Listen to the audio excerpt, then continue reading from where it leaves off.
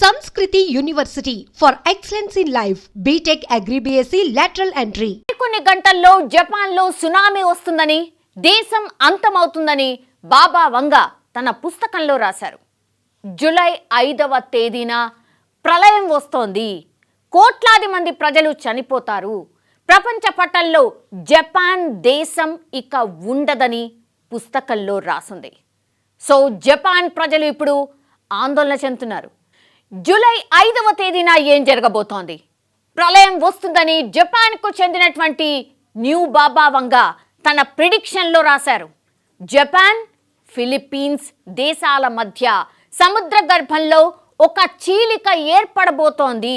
ఈ సునామీలో కోట్లాది మంది ప్రజలు చనిపోతారు అని స్పష్టంగా ఈ బుక్లో బాబా వంగా రాశారు. ఇకపై జపాన్ దేశం ప్రపంచ పటంలో ఉండదని బాబా వంగా పుస్తకంలో రాసుంది. ప్రసిద్ధ ఆర్టిస్ట్ రియోటక్స్కీని జపాన్ బాబా వంగా అని కూడా పిలుస్తారు. ఇతను 1999లో ది ఫ్యూచర్ ఐ సాలో అనే పుస్తకంలో రాశారు. ఇందులో భవిష్యత్తులో ఏం జరగబోతోంది దివ్య దృష్టితో చూసి పుస్తకంలో పూర్తిగా రాసి ఉంచారు. మొదట్లో ఈమె పెద్ద ఫేమస్ కాలేదు, కానీ కాలక్రమేణా ఆమె రాసినవన్నీ జరగడంతో బాగా పాపులారిటీ పొందింది. ఇప్పుడు జూలై 5వ తేదీన జపాన్లో సునామీ వస్తుందని రాసి ఉంది. మరి ఇది నిజమవుతుందో లేదో వేచి చూడాలి. కానీ ఇప్పుడు అందుతున్నటువంటి అప్డేట్ కానీ తాజాగా జపాన్ను గత 2 వారాలుగా వరుస భూ ప్రకంపనలు వణికిస్తూ ఉన్నాయి. ముఖ్యంగా దక్షిణ జపాన్లోని టొకారా దీవుల సమీప ప్రాంతాల్లో ఈ ప్రకంపనలు తీవ్రమైన ఆందోళనకు గురి చేస్తూ ఉన్నాయి. జూన్ 21 నుంచి ఇప్పటి వరకు ఈ ప్రాంతంలో దాదాపుగా 900 సార్లు భూమి కంపించింది. ఐ రిపీట్, దాదాపు 900 సార్లు భూమి కంపించింది. కొన్నిసార్లు ఇవి తేలికపాటి ప్రకంపనలుగా ఉన్నప్పటికీ కొన్ని భూకంపాలు చాలా తీవ్రంగా ఉండడంతో ప్రజల్లో ఇప్పుడు తీవ్ర భయాందోళన వ్యక్తమవుతోంది. బుధవారం కూడా ఇక్కడ 5.5 తీవ్రతతోని భూకంపం వచ్చింది. ప్రభుత్వం అట్లాగే స్థానిక విపత్తు నిర్వహణ విభాగాలు ఈ ఘటనను నిరంతరం చాలా నిశితంగా పరిశీలిస్తున్నాయి.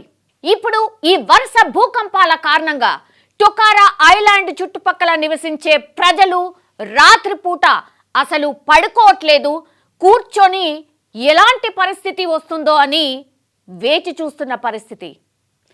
భవనాలు కదలడం, గోడల రేఖలు, అట్లాగే చిన్నపాటి పగుళ్ళు రావడం వంటి దృశ్యాలు అక్కడ ప్రజల్ని ఇంకా కూడా భయాందోళనకు గురి చేస్తున్నాయి.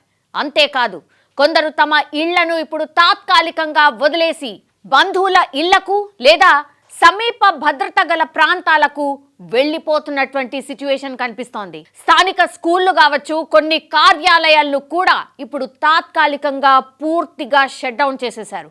మిగిలిన ప్రాంతాలతో పోలిస్తే ఇప్పుడు టొకారా దీవుల్లో జనావాసాలు చాలా తక్కువగా ఉండడం ఒక్కటే కొంచెం ఇప్పుడు ఊరటనిచ్చే అంశం అని చెప్పొచ్చు. ఇక్కడ వారిని ఏ క్షణమైనా తరలించేందుకు వీలుగా కూడా అధికారులు పూర్తిగా సన్నద్ధమైపోయారు. ఇక్కడి వారిని ఏ క్షణమైనా తరలించేందుకు వీలుగా అధికారులు కూడా పూర్తిగా సన్నద్ధమైన పరిస్థితి అక్కడ కనిపిస్తోంది. ఇక్కడ జూన్ 23న అత్యధికంగా ఒక్క రోజులోనే 183 సార్లు భూమి కంపించింది. తమకు ఎప్పుడు భూమి కదిలినట్లే అనిపిస్తోందని ఒక బాధితుడైతే బోరున విలిపిస్తున్నటువంటి పరిస్థితి కనిపిస్తోంది. నిజం చెప్పాలంటే కూడా ప్రపంచంలోనే అత్యధికంగా భూకంపాలు నమోదయ్యే ప్రదేశాల్లో జపాన్ ఒకటి. ఇది మనందరికీ తెలిసిందే. పసిఫిక్ రింగ్ ఆఫ్ ఫైర్ అనే ప్రదేశంలోనే ప్రధాన భూఫలకాలపై ఈ దేశం ఉంది. ఇక్కడ ఏడాదికి 1500 వరకు ప్రకంపనలు నమోదవుతూనే ఉంటాయి. ఇది వెరీ వెరీ కామన్. గత ఏడాది ఇదే దీవుల్లో 346 సార్లు భూమి కంపించింది. మొత్తం 12 దీవులు ఇక్కడ ఉన్నాయి. వీటిల్లో 7 చోట్లే ప్రజలు ప్రస్తుతం నివసిస్తూ ఉన్నారు. వీరు కూడా మొత్తం సుమారు 700 మంది ఉంటారు అని కూడా ఒక అంచనా. అధికారులు ఈ ప్రకంపనల శ్రేణిని తీవ్రంగా పరిగణలోకి తీసుకుంటూ ఉన్నారు. భారీ భూకంపాలు సంభవించొచ్చన్న హెచ్చరికల నేపథ్యంలో ప్రజలకు ముందు జాగ్రత్త చర్యలు తీసుకోవాలని కూడా అక్కడున్నటువంటి అధికారులే సూచిస్తున్నారు. అవసరమైతే తక్షణ సహాయం చర్యలు అందించేందుకు కూడా ఎమర్జెన్సీ సర్వీసులు కూడా పూర్తి స్థాయిలో 24/7 అందుబాటులో ఉన్నాయి. 3 లక్షల మంది ఒకేసారి మరణగండం ఉంది. అక్కడ గజగజ వణికిపోతున్నారు ఆ దేశంలోని ప్రజలంతా కూడా. ఎర్త్ క్వేక్ అంటే భూకంపం గురించి మనం ఇప్పటి వరకు విన్నాం, మొన్ననే మయన్మార్లో కూడా చూసాం. కానీ మెగా క్వేక్ గురించి మీరు ఎప్పుడైనా విన్నారా? రాబోయే కాలంలో జపాన్లో చూడొచ్చు అంటున్నారు సైంటిస్టులు. సెస్మోగ్రాఫ్ పై 7.7 మ్యాగ్నిట్యూడ్ తీవ్రతతో వచ్చిన భూకంపంతో మయన్మార్ పూర్తిగా వణికిపోయినటువంటి పరిస్థితి. పొరుగునే ఉన్నటువంటి థాయిలాండ్ కూడా పూర్తిగా కుదేలైపోయింది. ఎర్త్ క్వేక్ అంటే భూకంపం గురించే మనకు తెలుసు, మొన్ననే మయన్మార్లో మనం స్పష్టంగా చూసాం. కానీ మెగా క్వేక్ గురించి మనం ఎప్పుడూ వినలేదు. కాబట్టి రాబోయే కాలంలో జపాన్లో చూడొచ్చు అంటున్నారు సైంటిస్టులు. సెస్మోగ్రాఫ్ పై 7.7 మ్యాగ్నిట్యూడ్ తీవ్రతతో వచ్చిన భూకంపంతో మయన్మార్ నేలమట్టమైపోయింది, మనం చూసాం. థాయిలాండ్ కూడా కుదేలైపోయింది, అది కూడా మనం చూసాం. ఇప్పుడు అదే భూకంపం 9 పాయింట్లు దాటి వస్తే దాన్నే మెగా క్వేక్ అంటారు. ఆ స్థాయి భూకంపం వస్తే ఆ తర్వాత సునామీ కూడా విరుచుకుపడుతుంది. ఇప్పుడు ఇదే మెగా క్వేక్ భయం జపాన్ని వెంటాడుతోంది. రాబోయే 30 ఏళ్లలో ఎప్పుడో అప్పుడు కాళ్ల కింద భూమి బద్దలైపోతుంది, నెత్తి మీద కప్పు కూలిపోతుంది, బతుకు చితికిపోతుంది అని అర్థమైపోయింది అక్కడి వాళ్లకు. దాన్ని ఎలా ఎదుర్కోవాలా అనేదే జపాన్కు ఇప్పుడు అతిపెద్ద సమస్యగా మారిపోయింది. ఆ మెగా క్వేక్తో జపాన్లో 3 లక్షల మంది మరణిస్తారని అంచనా ఉంది. 12 లక్షల మందికి పైగా నిలువ నీడ లేకుండా పోతారని చెప్తున్నారు.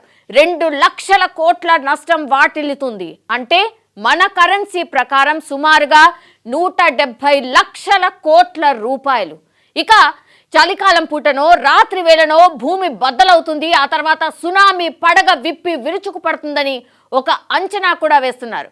2024లో దక్షిణ జపాన్లో వచ్చినటువంటి భూకంపం తర్వాత ఈ మెగా క్వేక్ అంచనాలు స్పష్టంగా ఒక దిశను సూచిస్తున్నాయి. నాంకై ట్రఫ్ కేంద్రంగా ఈ మెగా క్వేక్ వస్తుందని భావిస్తున్నారు. టోక్యో నుంచి కుషు ద్వీపం దాకా సముద్రం లోపల 900 కిలోమీటర్ల పొడవుంచే గోతినే నాంకాయ్ ట్రఫ్ అంటారు. ఇక్కడే యూరోపియన్ టెక్టోనిక్ ప్లేట్ కిందికి ఫిలిప్పీన్స్ సీ ప్లేట్ చొచ్చుకు వెళ్తోంది. దీంతో అవి ఒకదానికొకటి ఢీకొన్నప్పుడు సెస్మోగ్రాఫ్ పై 9 పాయింట్లను మించి మహాభూకంపం లేదా మెగా క్వేక్ పుడుతుంది. రాబోయే 30 ఏళ్లలో ఏ క్షణంలో అయినా ఇది సంభవించవచ్చని ఒక సమాచారం. ఆ యూరోపియన్ ప్లేట్ మీదే జపాన్ ఉండడం వాళ్లకు దినదిన గండంగా ఇప్పుడు మారిపోయింది. 100 నుంచి 200 ఏళ్లకు ఒకసారి ఈ మహాభూకంపాలు వస్తాయని చరిత్ర చెప్తోంది. అలాంటి మెగా క్వేక్ 1946లో వచ్చింది.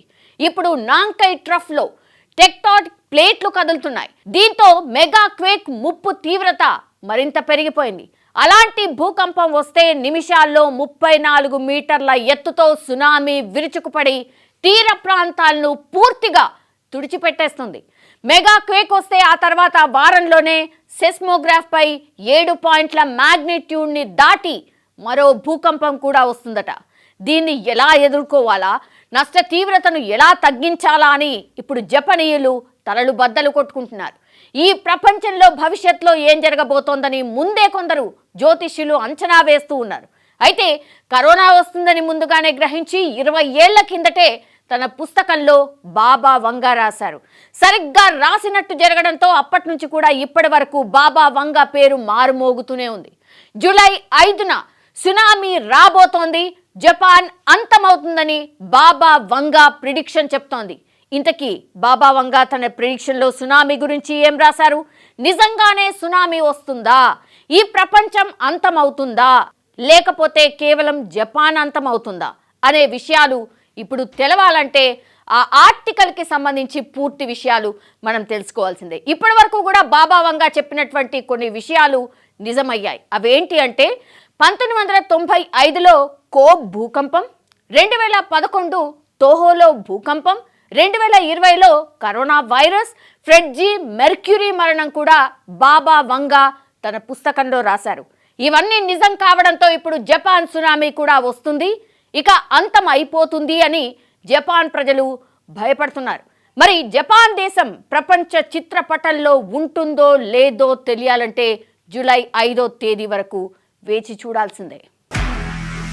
నిజంగా ప్రస్తుతం ఉన్నటువంటి సమాజం దేనికి ప్రయారిటీ ఇస్తుంది? ఆర్థిక సంబంధాల చుట్టూ మాత్రమే తిరుగుతోంది. మళ్ళీ ఎన్నికలంగానే చాలా విరక్తి కలుగుతాను. మంచి అనిపిస్తుంది కదా, లేడీస్ కూడా ఛాలెంజింగ్ జాబ్స్ చేసినప్పుడు చాలా బాగుంటది. ట్రాఫిక్ అసిస్టెంట్స్ గా నియమించిన ట్రాన్స్జెండర్స్ అందరితో సాల్యూట్ చేయించుకుంటున్నారు. ఫుడ్ డెలివరీ ఇవ్వటానికి వెళ్ళినటువంటి డెలివరీ బాయ్ అనిల్ పై కళ్ళ ముందు